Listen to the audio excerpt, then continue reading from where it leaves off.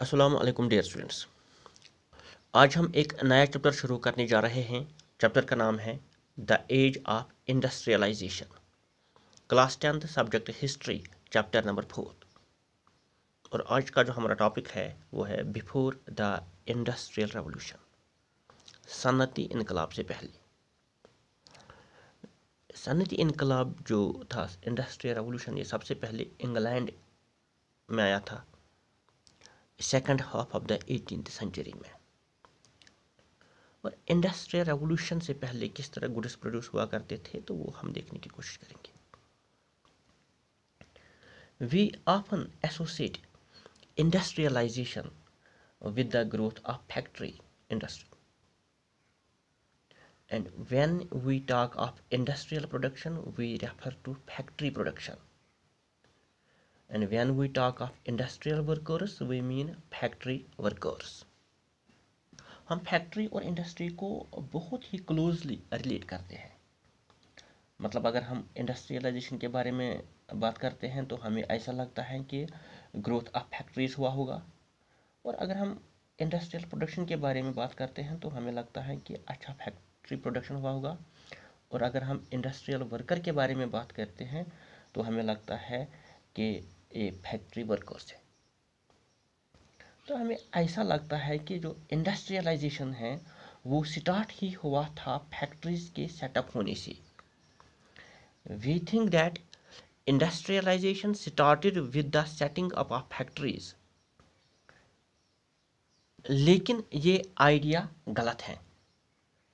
There is a problem with such ideas.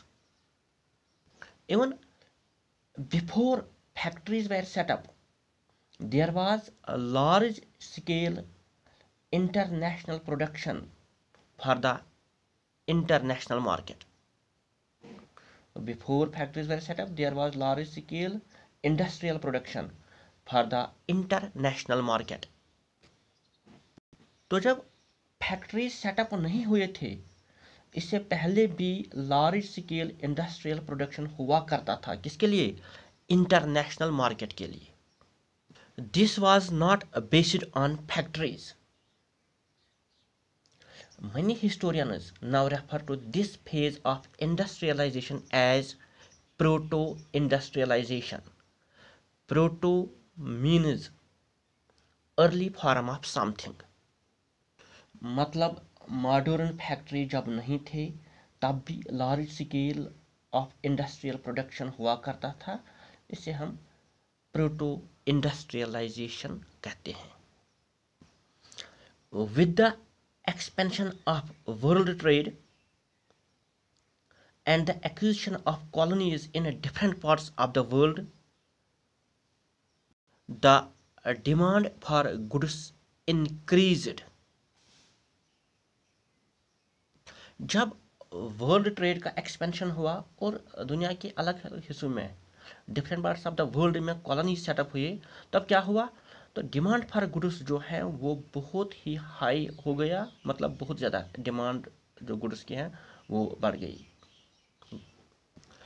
जब goods की जो डिमांड है वो इंक्रीज हो गई तो जो मर्चेंट्स थे यूरोप में वो अपना प्रोडक्शन बढ़ा ही नहीं पा रहे थे टाउन्स में।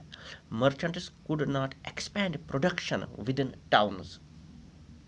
This was because here urban crafts and trade guilds were powerful. These were associations of producers that trained craftspeople, maintained control over production, regulated competition and prices, and restricted the entry of new people into the trade.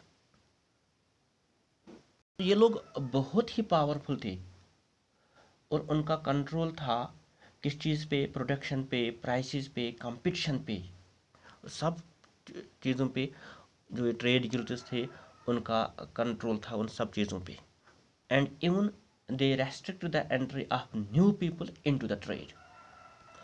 Even rulers granted different guilds the monopoly rights to produce and trade in specific products, and so naturally it was therefore difficult for new merchants to set up business in towns, so they turned to the countryside.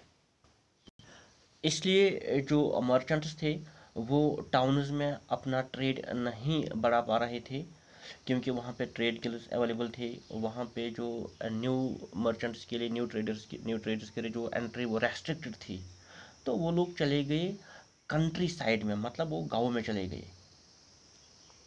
So in the 17th and 18th centuries, merchants from the towns in Europe began moving to the countryside.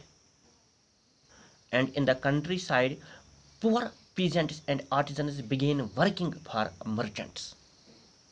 जो गांव में जो गरीब लोग थे, जो poor peasants थे, उन्होंने काम करना शुरू किया मर्चेंट्स के लिए।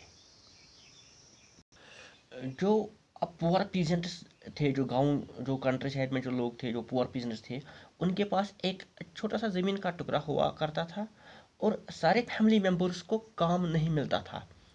इसलिए जब मर्चेंट्स जो यूरोपियन जो टाउन से आए, अब जो पीजेंट्स के पास ऑफर लेके कि आप हमारे लिए गुड्स प्रोड्यूस कीजिए, तो ये लोग खुशी खुशी इस चीज़ को एक्सेप्ट कर लिए।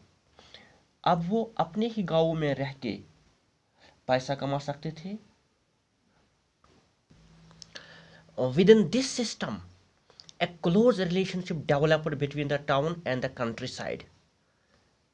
जो merchants थे, merchants were based in towns, but the work was done mostly in the countryside, in the villages. इस तरह जो गुड्स हैं वो अब कंट्री साइड में तैयार होने लगे, वो गांव में तैयार होने लगे।